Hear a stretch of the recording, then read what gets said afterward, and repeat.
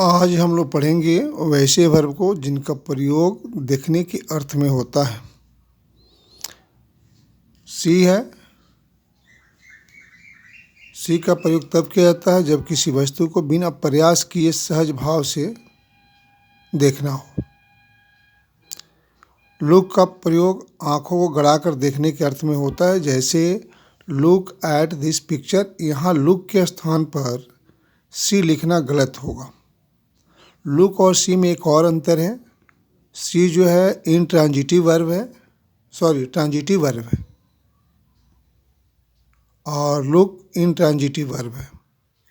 Look के बाद eight आता है लेकिन सी के बाद एट नहीं आता है, यह प्रीपोजिशन का प्रयोग नहीं होता है।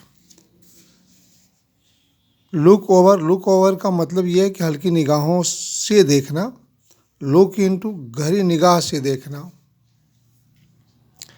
एग्जामिन का प्रयोग तब होता है गुण दोष की परख की दृष्टि से जब देखना हो। जैसे कोई कॉपी जांच करनी हो, कॉपी देखना हो तो उसके लिए एग्जामिन का प्रयोग होता है। या डॉक्टर जब देखते हैं मरीज को तब पर भी एग्जामिन का प्रयोग होता है। वॉच का प्रयोग तब किया जाता है जब किसी परिवर्तित हो रही क्रिया को गौर से देख रहे हों। जैसे मैच देखना हो तो वॉच का प्रयोग करेंगे हम। जैसे we watch a cricket match. यहाँ पर वॉच के अलावा दूसरे किसी वर्ब का प्रयोग नहीं किया जा सकता है। इसमें से जो सी लुक है इन दोनों में से कोई का नहीं, एग्जामिन का भी नहीं। वॉच के बाद ऑब्जर्व है। ऑब्जर्व का प्रयोग तब किया जाता है जब किसी वस्तु को या किसी व्यक्ति को ध्यानपूर्वक बहुत देर तक देखना हो। स्टेयर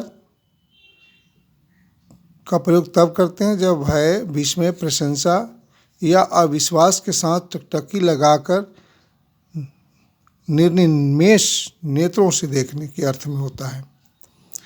जैसे it is bad manners to stare at a woman. पीप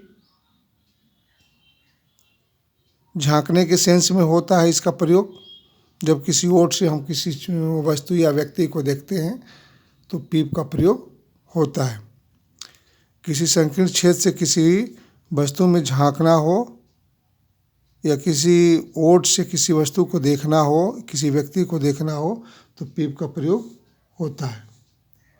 जैसे कि एग्जाम्पल है, he peeped into the well. He peeped into the well. और ये पीयर है। अंतिम जो वर्ब है वो पीयर है।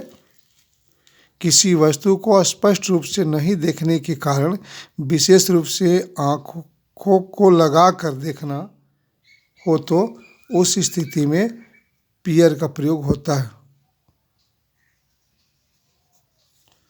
धन्यवाद।